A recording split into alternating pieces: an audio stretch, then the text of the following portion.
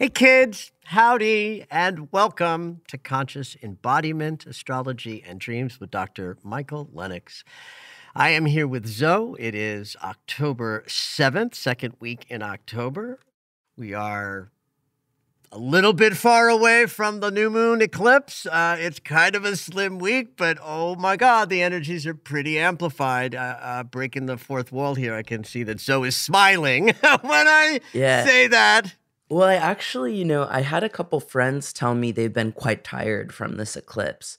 Literally yesterday, a couple people I'll told actually me that. agree with you on that in terms of like social media commentary in the last week or so has been filled with much more like, I'm so tired. Is this why? Why am I so tired? Is this part of it? And I think you're right. I think that my experience of tired and big energy is just when the energy is big, I feel more tired because our bodies are literally being asked to carry more energy in this time than say, at another time, So if the energy is really big on a Thursday, I'm likely to feel tired that day just from the meeting of my little body and the big energy. So I suspect that that's part of what's making the friends in your circles say out loud that they're really tired during this eclipse season. And does it alleviate as the eclipse season goes on? Or it potentially is consistent? I wish I had like a really cogent, authoritative answer to that for you, right?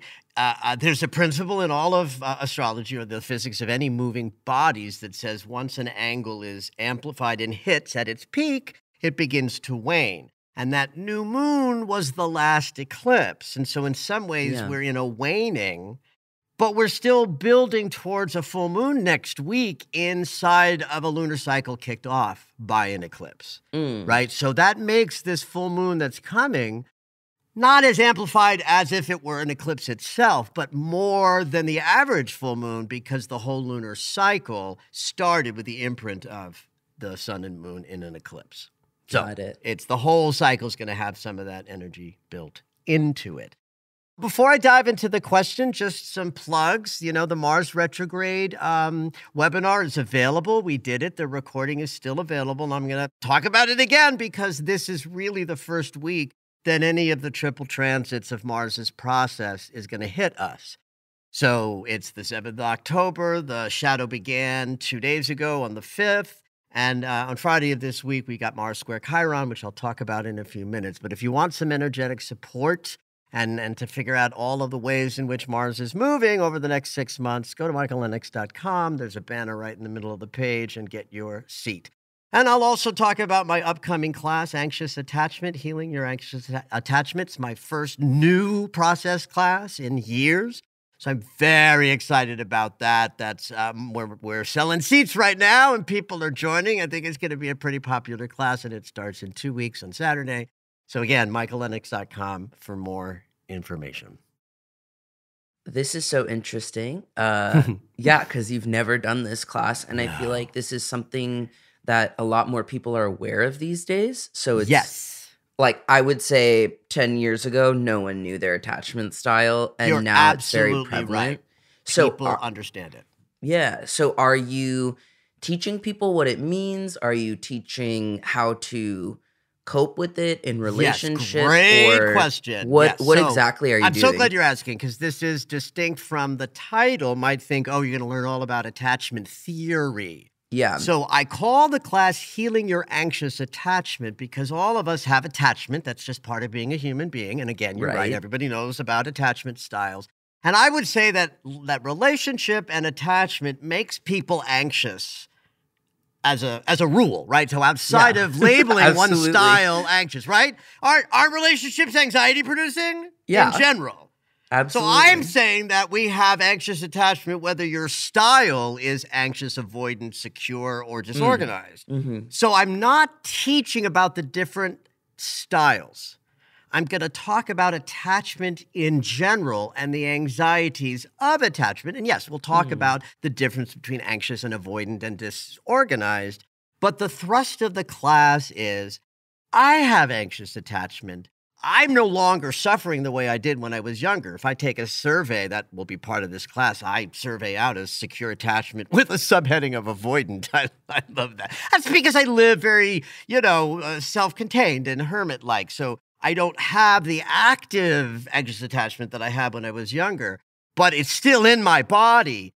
And one of the reasons why this class has taken me 2 years to create is because there were a couple of personal healing processes that I went through in my second Saturn return in 22 and in this past spring that are being funneled directly into what I'm going to be teaching, which is, in fact, a kind of inner child tool. That's a skill that helps navigate moments of anxiety within the attachment experience that works for me, and I'm going to teach it to you.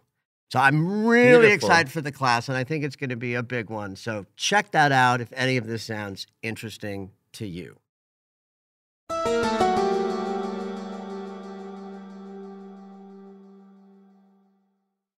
So this morning I reached out to my Facebook community because it's recording day, and I was out of astrology questions. And we are not out of dreams, kids. If you've submitted a dream, I don't know how many we have in log, but there are probably, dozens, if not hundreds of dreams in backlog. So I'm sorry we can't get to all your dreams. But the questions that I had and that were coming ran out. So I went to Facebook and I said, hey, it's recording day. Do you guys have any questions? Now, a lot of the people who responded clearly don't listen to the podcast because I got a lot of questions about politics, the USA, Kamala Harris, November, as if I would do pop astrology. It's like, honey, you don't know me if you're asking me to talk about the election because Mikey doesn't do that. And then I had a lot of questions where, personal, like I've got my house, my 12th house is filled with planets, I was like, but I did get a couple that I can work with. And I got one from a woman named Melissa that was just so earnest and so sweet and so at the heart of astrology that I had to read it to. So Melissa writes, the question that keeps coming up in my mind when I listen to you explain what's going on in the cosmos, I can actually feel the experience and see the reflection of the cosmos embodied and reflected in my life. How is that possible that the stars affect my tiny little life here on Earth? I love this question because it is, at the end of the day, a question that, even I might have. Do you know what I mean? Like, I see the cosmos reflected in my body, in my day-to-day. That's why I love astrology. It's one of the reasons that led me into it. And to me, it's like, I was going to say it's like magic, but it's not. It's like a law. It is a law that we are all one. It is a law that we move about as a collective. And we are connected to all that there is more than we are separate. So she used the perfect words, tiny little life. I'll replace the word life with body. Tiny little body. So the reason why people have trouble with understanding this, first and foremost, is they're looking for causality, that the planets cause something to happen. And the reason why no one can sort of get behind that and believe in it is because it's not true, and it would be crazy if it were. The planets don't cause anything. They simply reflect the whole collective mechanism. Got it. We are all one in this regard. We are a collective consciousness that is one unified mind, the mind of the universe, divided into 6 or 7 billion fractal individual pieces. Now, that's a large number, and that's obviously the number of people on the planet. But even if it's billions of separate expressions, none of them are left out, right? If I put a spoon in a pot of soup and I stir it, is there any molecule of that soup not stirring? And if I take the spoon out, is not every molecule impacted by the slowing of the stirring? Yeah. If you go to a party small enough to perceive the whole party within the room and someone new walks in, isn't everyone going to look up and kind of notice on some level? So these are all just silly little examples of the idea of collective consciousness is impacted entirely in and of itself. And while it may seem impossible that one tiny little 1/7 billionth of the whole would not move in tandem with the whole, it does. And so when you think about my tiny little body and that planet so far away, in your separateness, it's very far. But in your collective, that we are all one, there is no separation from the movement of Earth and the movement of Mars. It's just like the spoon being dipped in or pulled out. We all experience it. Now, in that pot of soup, the molecules towards the top might be moving at a different speed than the molecules at the bottom where the flat spoon is, right? So that means that different energetic shifts impact individuals differently, but still as a function of the collective. So indeed, everyone should be able to see their outsides and their insides reflected by the energy that I describe every day in astrology. This is why on Instagram, I try to the best of my ability to chime in every once in a while in my stories, giving little innocuous examples of something. Like if my daily says, watch out for accidents, and people are like, well, I'm not driving anywhere today. Then I'll go on that day and say, oh, I tripped coming down the porch, and I never trip. You know, that's an example of Mars semi-squaring Uranus, right? So I try to help people look for the smaller influences and not the big ones. And this is why, again, I'm going to go on and on forever. So I'm going to stop my answer in just a minute. I'm going to say this. I talk about how the cycles, the different transits are going to feel, not what I think they're going to bring. And a lot of astrologers will say, this is going to bring you XYZ specifically. I never do that because that's nonsense. How could every molecule in the soup of pot be having the same experience? But I can say to the pot of soup, you're going to be stirred up today, and that'll be relative to your narrative. If you're having a sort of a peaceful couple of months, your stirring won't be so big. If you're in a major shift change and deep healing, that stirring is going to fuck you up. So, the planets don't cause anything. We're just all moving together. And when the planets make geometry, it changes the shape of the frequency and energy that our little tiny bodies are making their lives with on that Tuesday. And then on Wednesday, it's different.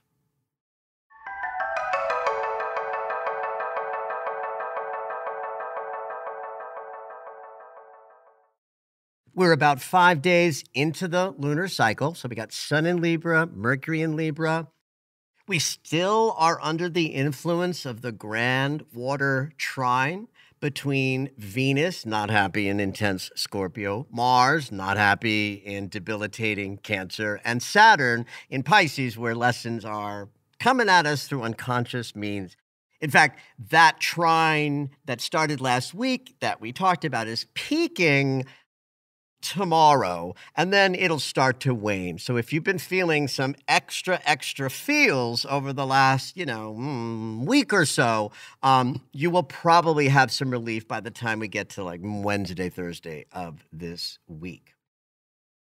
There's kind of an interesting opportunity tomorrow, October 8th, to check in with the wounded consciousness, any healing narrative that you're in these days, if it's deep, especially if it relates to relationships, because we're in a relationship lunar cycle.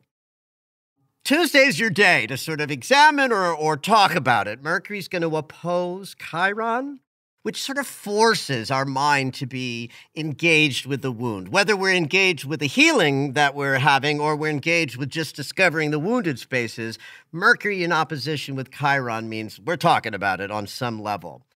At the exact same moment, Mercury is trining Jupiter, which means that we're in an expanded sense of how we're thinking and communicating. We've got joy and possibility in our minds with Mercury touching into Jupiter.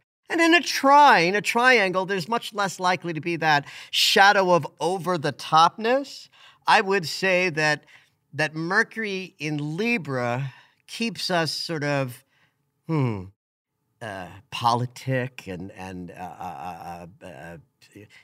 gentle with our words, right? Libra's about peace and balance, and Mercury in Libra will be good at speaking up without getting too harsh or too sharp. And then a trine with Jupiter brings courage, the willingness to actually speak deeply into something. So that helps the Mercury opposed Chiron, need to, reflect a need to speak up, whether it's, with someone else or looking in the mirror and having a conversation with yourself about where things are at in your wounded heart and how things are feeling. That's also the peak of the Grand Water Trine, where Venus and Mars will be trining that day on Tuesday. That's why I said Wednesday, Thursday. You might feel a little less emotional. But Tuesday packs a punch of deep feels, a kind of Saturnian demand to not just float away in the deep feels, but to find the thing to say. So as you move through the first 3 days of this week, just understand there could be important conversations, and your healing might demand that you be courageous and speak up, even if your voice shakes a little bit.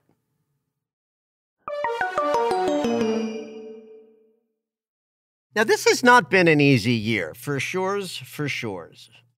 Next year's gonna be even harder, I'm afraid. But there's a gorgeous energy that's rising up now. It's probably been in the ethers for the last week or so because it's Jupiter-driven. Jupiter has a fairly fast orbit. It's a 12-year orbit, right?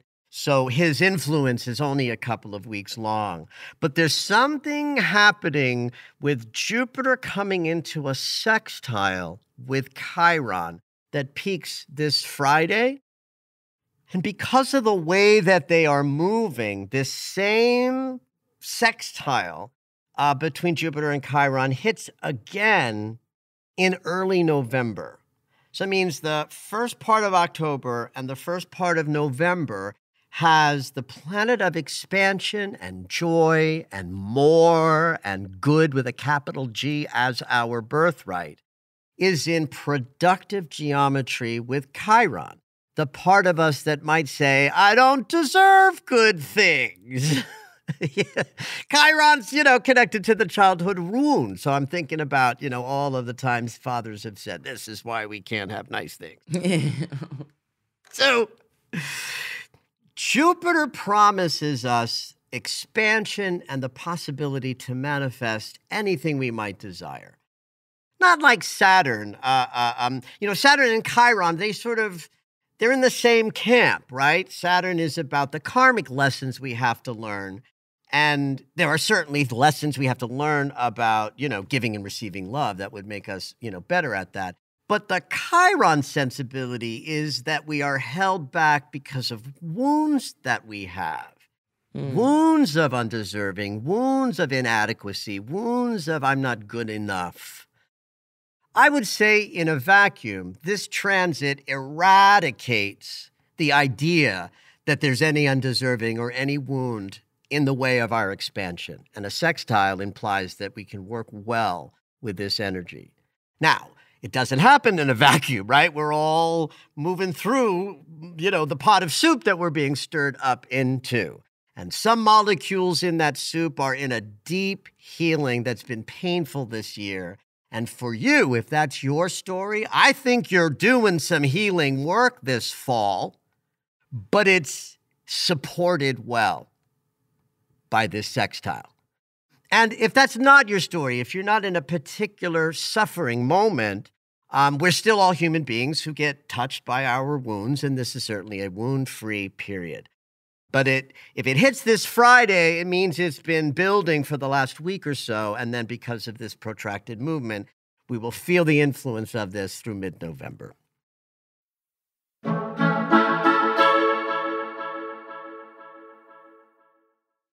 Mars began what we call the retrograde shadow over the weekend.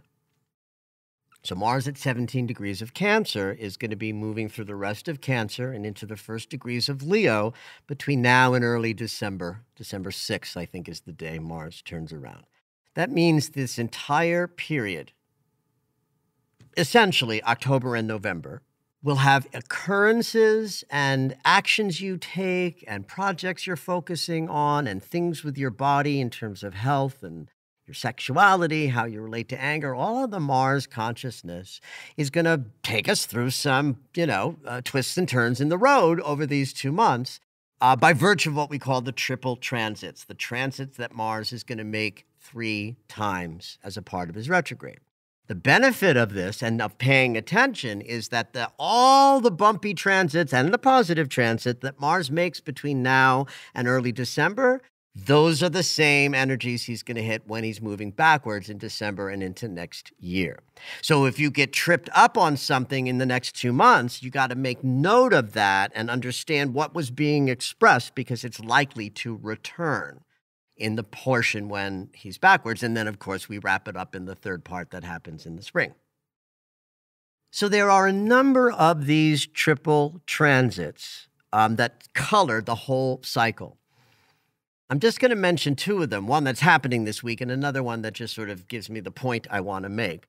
And I'll start with that one. Mars is going to trine the north node of the moon 3 times over the next 6 months. So that's a transit within the retrograde that says there's value in everything we experience over the next 6 weeks in our Mars consciousness will absolutely be pushing us forward in our natural organic sense of dharma and destiny. And it's a collective experience, right? Because the nodes hit the collective, meaning everybody on the planet is going to have some experience of being ushered forward in the direction that their true life purpose is pointing. At least that's the opportunity in the cycle. But it's not without its pitfalls and the work involved. And the first transit that hits as a triple transit is part of the work. It's a square with Chiron. So Mars in a square with Chiron is a deep, healing sort of conflict moment where the body runs straight into a wounded experience. Squares are conflicts or obstacles.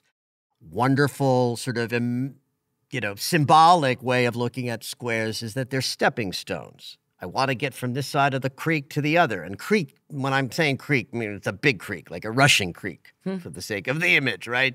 So I have to get across this rushing creek with fast water. And I see there are stones that I can use to get from here to there. But they're unevenly spaced, they point in different directions, and they're covered with moss and running water. They're slippery. We're going to get there, but it's going to take weird sort of effort and bumpy things. We might fall along the way. That's the essence of a square. And so Chiron being squared by Mars means it's in the body and it's connected to goals and work and your sex life and how you relate to anger and all of the Martian things. The shadow of Mars is going to come up with a square to Chiron because the wounded healer wants to know what's below the surface, not so much what's above the surface. Now we have to go to the fact that Mars is not happy in Cancer. He's exalted in Capricorn. That makes sense because that's about goals and movement and action. So he's happy in Capricorn and very unhappy in the opposite side of Cancer. It's known as his fall. It's just an astrological demarcation that means unhappy. And archetypally, it makes perfect sense. Mars is action and fiery, ruled by Aries. And in the containment of the Cancer mansion, there's problems, especially with anger, right? That there's a holding back because that's the nature of Cancer, but Mars will eventually explode. So the fact that Mars is in Cancer for the retrograde is actually, I think, helpful to us because it's going to get us in touch with the shadow of Mars in our lives, which is more valuable in a retrograde. You know, we could look at the happy-pappy stuff from here till eternity, but unless we're looking at the shadow and what's under the hood, the car's not going to run better as a result of a 6-month process.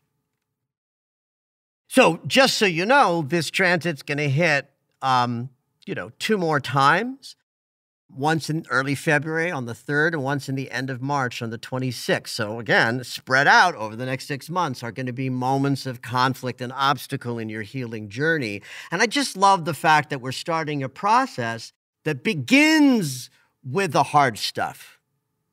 Now, on that day, which is Sunday, this is the day that square is exact, the sun is doing something really interesting to help.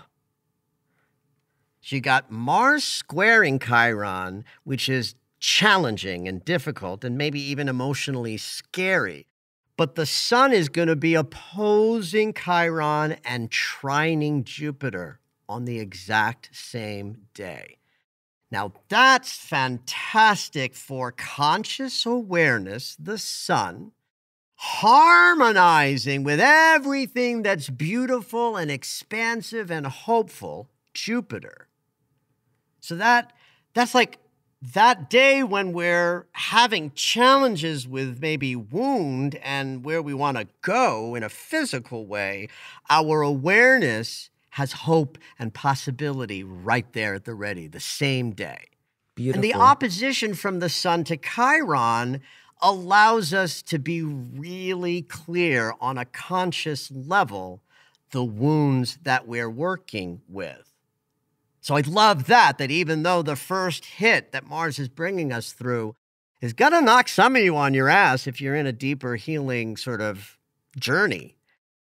But the sun is really giving us an outrageous amount of assistance so that we can do whatever we have to do to respond to this energy over the weekend. We can do it with clarity, awareness, and because the sun's in Libra, hopefully a sense of peace, balance, and harmony. Have at it. Did you know that Michael has a daily astro alert? If you enjoy hearing the weekly astrology, you might like knowing more about each day. When you subscribe for the daily astro alerts, you'll get an in-depth explanation of the day's astrology sent right to your email. Subscriptions are only $10 a month, or you can purchase the yearly subscription at the reduced price of $100. To subscribe, head over to michaellennox.com.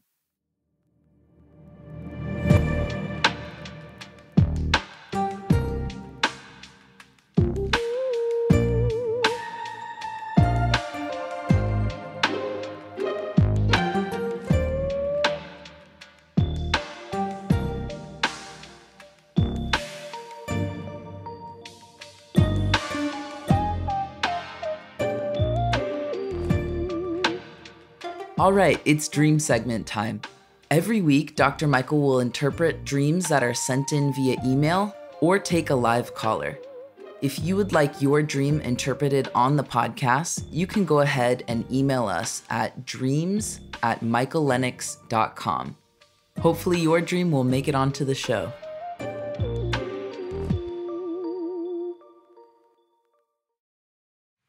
Today we have a call-in dreamer. Sharon is calling from North Carolina. Hey Sharon, what you dreaming? Hey, so a few weeks back, I had at least 2, maybe 3 dreams where I don't really remember the dream, but I woke up and because I heard the sound of what sounded like someone making 2 knocks on a door. Ooh. And so both times I woke up and I was panicky and very anxious, very concerned. And then the next night, it was a doorbell. Ding dong. Love it. Okay. And so, again, don't remember any context of a dream, right. Just the doorbell. The following night, It was, I remember the sound of a tractor trailer horn. So, Okay, like a truck. yes, Okay. yes. And so then I heard what sounded like my husband saying, whispering, help, help. So I'm in a house. It's not my house, but I'm in a kitchen.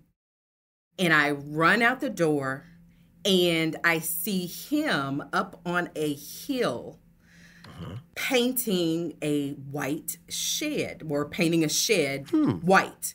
Now, it's kind of like it looks like a backyard, but it's kind of, he's off in the distance. And I can see other people doing what looks like gardening out there. There is a fence, and I heard like a commotion.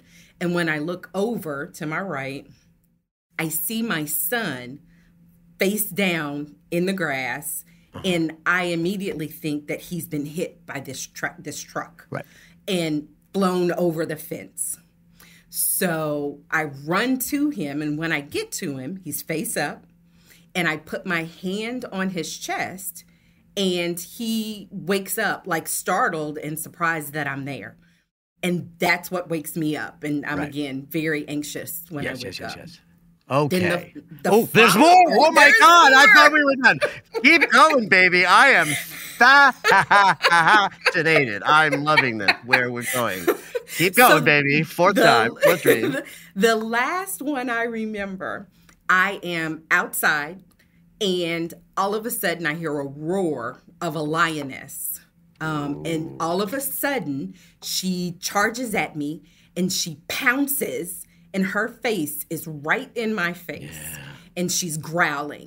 And so I put my hand up to try to stop her from biting me, and she latches onto my hand. Yep. Very tight. It doesn't, not like she's biting, but she's holding it very firm. Mm-hmm. Still growling, still in my face. Yep. I'm very nervous. And then when I ask her, can you please let go of my hand?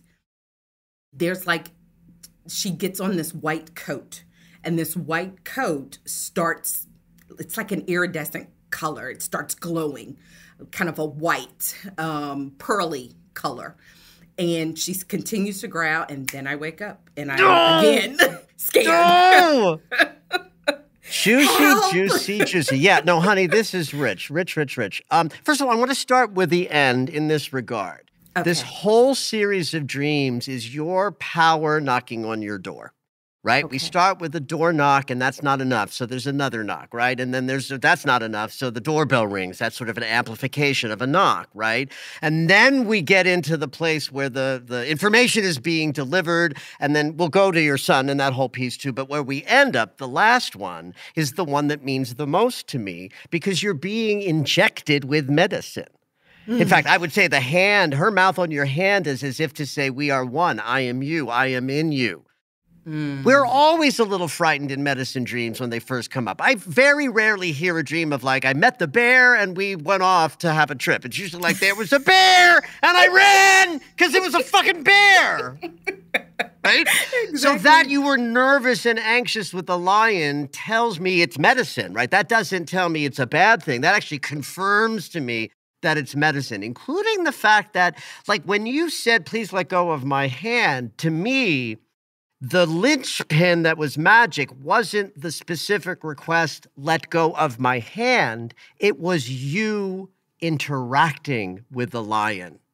The question you asked was the question you asked, but that you turned to the lion and made an interactive request was like saying, I accept you, but just back the fuck off for a second. As opposed to, I grabbed my gun and I shot the lion. Right? So then when you interact and engage with the lion, and that medicine is sort of getting that you're ready to receive it, that's when this glowing sort of like magic happens, which then reinforces for me the power of that last dream to indicate what the message of what's going on here. That we end at that incredible integration of you with more ferocity, more strength, more courage, the lioness. Right. Okay. So again, I think the knocking on the door is some preamble to this, ultimate message. Were there 2 dreams or 2 knocks? I'm reading my notes, but I'm not sure. Definitely 2 2, knocks. maybe 3. Don't recall the number. Okay, 2, got it. maybe 3 dreams. Definitely 2 knocks, ding dong, and the murmur of the horn. You know, there's that Marianne Williamson quote from a million years ago that roughly paraphrases, it's not our inadequacies that we fear, it's our magnificence, it's our light. And I agree wholeheartedly that most people are afraid to be as big as they already are. So that to me is very much about what's happening. So the doorbell, the knocking on the door is your psyche saying, get ready, change is happening. And so you're anxious. Of course you're anxious. Why? Because there's a fucking lion down there getting ready to come in. There's a lion knocking on the door. And so you're nervous. Then it happens again. And then it's like the doorbell, I think, again, amplifies the intensity of the demand that this aspect of you is trying to get your attention. Even the tractor trailer horn tells me something about signaling the coming of abundance and power, because that's what tractor trailers do. They move cargo all over. Cargo is synonymous with abundance. I would be remiss to not tell you that my father was a truck driver. Yes, he was. God damn! Okay, you saying that, so I'm like, okay, let's tie that together. Husband, son. We are parented by our fathers, and then we marry them, and then we make a new one. Okay. So it's like one thing that I'm seeing in this, if dad was a tractor trailer driver, and there's a husband, help me, and then the son shows up, right? Then the ask for help from the husband has got to do with the son, right? That's what I see is that, because I'm drawing all of these to connect, right? Right. So you're in the house that's not necessarily yours, but houses are always self, and you're in the kitchen. So you're in your heart. So now we're talking about the patriarchal line, father, husband, son, but now you're in your heart and you're like going into the back. The backyard is all about resources that are private. It's not the front that we present to the world. It's the back of the house where we're more authentic.